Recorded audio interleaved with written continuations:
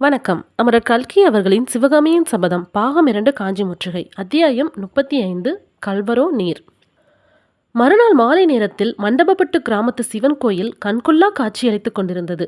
கோயிலின் முன்கோபுர வாசலை பசுமையான வாழை மரங்களும் மகர தோரணங்களும் திரைச்சீலைகளும் அலங்கரித்தன. உள்ளே அர்த்த மண்டபத்தையும் வெளிக்கோபுரத்தையும் சேர்த்து பிரகாரத்தில் விஸ்தாரமான பந்தல் போட்டிருந்தார்கள். பந்தல் முனைகளில் வரிசை வரிசையாக தந்த வர்ணமுள்ள இளம் தென்னங்குருத்து தோரணங்களும் அவற்றின் இடையிடையே செந்தாமரை மொட்டுக்களும் தொங்கிக் கொண்டிருந்தன. அந்த நாளில் தமிழ்நாட்டில் நீர்வளமுள்ள ஒவ்வொரு கிராமத்திலும் தாமரை குளம் உண்டு. குளத்திலே தண்ணீர் இருப்பதே தெரியா வண்ணம் தாமரை இலைகளும் மலர்களும் மொட்டுக்களும் நிறைந்திருக்கும். எனவே கோயில் விக்கிரகங்களுக்கு வேறு அபூர்வ புஷ்பங்களை சாத்திவிட்டு தாமரை மொட்டுக்களையும் மலர்களையும் கோயிலின் அலங்காரத்துக்கு உபயோகப்படுத்துவார்கள். இவ்விதம் அமோகமாக அலங்கரிக்கப்பட்டிருந்த கோயிலில் அஸ்தமிப்பதற்கு முன்னால் ஊர்ஜனங்கள் எல்லாரும் வந்து கூடிவிட்டார்கள். ஸ்திரீகள் குழந்தைகள் ஒருவரும் மிச்சமில்லாமல் வந்து அவரவர்களும் போட்டியிட்டு முன்னால் இடம் பிடித்துக் கொண்டு உட்கார்ந்தார்கள். சூரியன் அஸ்தமித்ததும் நூற்றுக்கணக்கான அகல் விளக்குகள் ஏற்றப்பட்டு ஆலயம் ஒளிமயமாக விளங்கிற்று. அதே சமயத்தில் சிவகாமி தேவியின் திவ்ய நடனத்தை பார்ப்பதற்காகவே விஜயம் செய்கிறவனைப் போல பூர்ணச்சந்திரனும் உதயமானான். ஆயனரும் சிவகாமியும் கோயிலின் கோபுர வாசலுக்குள்ளே பிரவேசித்ததும் கூட்டத்தில் கலகலப்பு உண்டாயிற்று. பந்தலுக்கு தென்புறத்தில் அமைந்திருந்த அரங்க மேடையிலே வந்து சிவகாமி நின்றதும் கூட்டத்தில் நிசப்தம். ஸ்திரீகளும் பேச்சு நிறுத்தினார்கள். அழுத குழந்தைகளும் வாய் மூடின. அந்த மண்டபப்பட்ட கிராமத்து ஜனங்கள் அதுவரையில் அம்மாதிரி கண் கூசும்படியான திவ்ய சௌந்தரியத்தை கண்டதில்லை. சிவகாமியின் நடன அலங்காரமும் அணிகலன்களும் அவளுடைய முகத்தில் அப்போது பிரகாசித்த தெய்வீக கலையும் கிளர்ச்சியும் பார்ப்பவர்களை திகைக்க செய்தன. ஆரம்ப திகைப்பு ஒருவாறு மாறியதும் ஒருவருக்கொருவர் தங்களுடைய வியப்பை தெரிவித்துக் கொள்ள ஆரம்பித்தார்கள். தேவலோகத்து நடன மாதர்களான அரம்பை ஊர்வசி முதலியவர்கள் இப்படித்தான் இருந்திருக்க வேண்டும் என்றார் ஒருவர். ஒரு நாளும் இல்லை, அவர்கள் இவ்வளவு அழகாக ஒரு நாளும் இருந்திருக்க முடியாது என்றார் இன்னொருவர். இந்த பெண்ணுடனே அந்த தேவலோக கணிகரை ஒப்பிடுவது பிசகு. இல்லை அம்பலத்தில் நடராஜ பெருமானுக்கு போட்டியாக நடனமாடிய சிவகாமி தேவியே தான் இப்படி அவதாரம் எடுத்து வந்திருக்கிறாள் என்று ஒரு பக்தர் கூறினார். இல்லாமலா நாவுக்கரசர் பெருமான் அவ்வளவு பாராட்டினார் என்று இன்னொரு பக்தர் பரவசமாக சொன்னார். பளிச்சென்று சொல்லி வைத்தாற்போல் சபையிலே மறுபடியும் பரிபூர்ண நிசப்தம் ஏற்பட்டது. சிவகாமி நடனமாட ஆரம்பித்து விட்டாள். ஆயனனின் கரதாளத்துக்கும் அவர் பாடிய ஸ்வரஜதிக்கும் இணங்க சிவகாமி ஆடினாள். உள்ளூர் மத்தள வித்வான் ஒருவர் வானாளில் என்றும் அறியாத உற்சாகத்துடன் மத்தளம் வாசித்தார். கும் கும் என்னும் மத்தள சத்தத்தோடு கலந்து பாதசதங்கை ஒலி கல் கல் என்று சப்திக்க சிவகாமி நிறுத்தமாடினாள். அந்த நிறுத்தத்தில் மின்னலின் விரைவு காணப்பட்டது. மான்குட்டியின் துள்ளல் தோன்றியது. கானமயிலின் சாயல் விளங்கியது. சில சமயம் சிவகாமி பூமியிலே நின்று ஆடினாள். சில சமயம் வானமண்டலத்துக்கு சென்று வெண்மதியின் கிரணங்களில் ஆடினாள். சில சமயம் நட்சத்திர மண்டலத்துக்கே சென்று விண்மீன்களின் மத்தியில் பம்பரம் போல சுழன்று சுழன்று ஆடினாள். சிவகாமி அவ்விதம் சுழன்றாடிய போது பார்த்து கொண்டிருந்தவர்களின் கண்கள் சுழன்றன. அரங்க மேடையும் அகல் விளக்குகளும் சுழன்றன. கோயில் சுழன்றது, கோபுரங்கள் சுழன்றன. தூங்கானை மாடத்து தங்க ஸ்தூபி சுழன்றது. வானமும் பூமியும் கீழ்மேலாக சுழன்றன. சந்திரனும் நட்சத்திர மண்டலங்களும் சுழன்று சுழன்று வந்தன. இவ்விதம் வெவ்வேறு கால பிரமாணங்களில் வெவ்வேறு ஜதிகளில் விதவிதமான நிறுத்த வகைகளை ஆடி சபையோரை கிறுகிறுக்க அடித்த பிறகு சிவகாமி சிறிது நேரம் சிரம பரிகாரம் செய்து கொள்வதற்காக மேடைக்கு பின்புறம் சென்றாள். அப்போது சபையில் பிரமாதமான ஆரவாரம் எழுந்தது.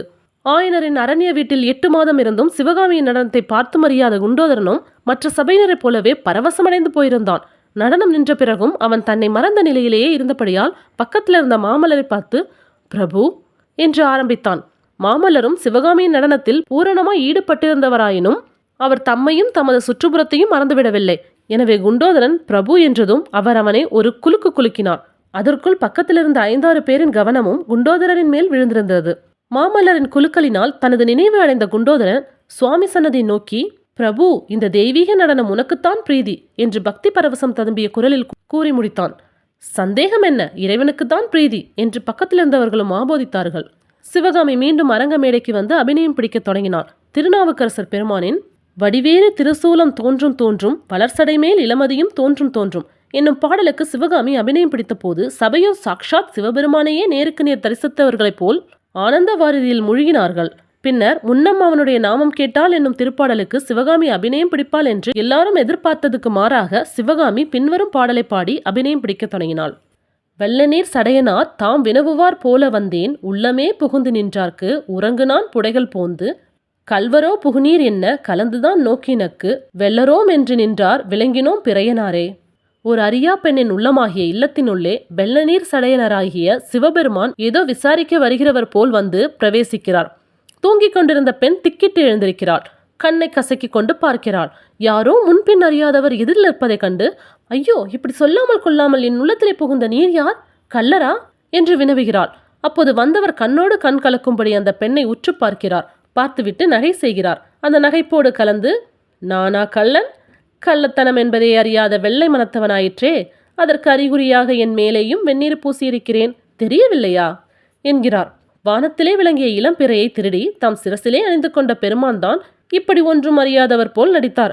ஆஹா, அந்த இளம்பிறையின் அழகை சொல்வேனா, அவருடைய கள்ளத்தனத்தை சொல்வேனா, அல்லது கள்ளமற்றவர் போல் அவர் நடித்த நடிப்பை சொல்வேனா? மேற்கூறிய இவ்வளவு உள்ளப்பாடுகளும் வெளியாகும்படியாக சிவகாமி தன் முகபாவங்களிலும் அங்கங்களின் சைகைகளினாலும் கைவிரல்களின் முத்திரையினாலும் உணர்ச்சியோடு கலந்து அற்புதமாக அபிநயம் பிடித்தாள். பாடலும் அபிநயமும் சபையோருக்கு எல்லையற்ற குதூகலத்தை அளித்து பலமுறை ஆகாகாரத்தை வருவித்தது. ஆனாலும் சபையோர்கள் திருப்தியடைந்தவர்களாக காணவில்லை. அவர்களில் ஒருவர் துணிந்து எழுந்து அரங்க மேடைக்கு சென்று ஆயனர் காதோடு ஏதோ சொன்னார். அது சிவகாமியின் செவியிலும் விழுந்தது. சிவகாமி சிறிது தயக்கத்துடனேயே, முன்னம் அவனுடைய நாமம் கேட்டால் என்று பாடிக்கொண்டு அபிநயம் பிடிக்க ஆரம்பித்தாள். எவ்வளவோ திறமையுடனே விதவிதமான உள்ளப்பாடுகள் அற்புதமாக வெளியாகும்படி அபிநயம் பிடித்தாள். பாட்டும் அபிநயம் முடியும் தருவாயில் சபையிலே பலருக்கு ஆவேசம் வந்துவிட்டது. ஒரு வயது சென்ற கிழவர் எழுந்து நின்று, நட்ராஜா நட்ராஜா, நர்த்தன சுந்தர நட்ராஜா என்று பாடிக்கொண்டே ஒரு காலை தூக்கிய வண்ணம் சபையிலே நடனமாடத் தொடங்கிவிட்டார். இம்மாதிரி உணர்ச்சி வாய்ந்த அபிநயத்தை இதுவரையில் யாரும் பார்த்ததே இல்லை, இனிமேல் பார்க்க போவதும் இல்லை என்று சபையோர் ஒருவருக்கொருவர் கூறி மகிழ்ந்தார்கள். ஆனால் இன்று அந்த பாடலுக்கு அபிநயம் காஞ்சியில் நாவுக்கரசர் பெருமான் சன்னதியில் அமைந்தது போல் அவ்வளவு உணர்ச்சியுடன் அமையவில்லை என்று 3 பேருக்கு மட்டும் தெரிந்திருந்தது. அந்த மூவர் ஆயனர், மாமல்லர், சிவகாமி ஆகியவர்கள்தான். சிவகாமி இன்றைக்கு அபிநயத்தின் முடிவில் மூர்ச்சியடைந்து பூமியில் விழுந்துவிடவும் இல்லை. ஹாய் ஃப்ரெண்ட்ஸ், உங்களுக்கு இந்த கதை பிடிச்சிருந்தா லைக் பண்ணுங்கள், ஷேர் பண்ணுங்கள், மறக்காமல் சப்ஸ்கிரைப் பண்ணுங்கள். தேங்க்யூ.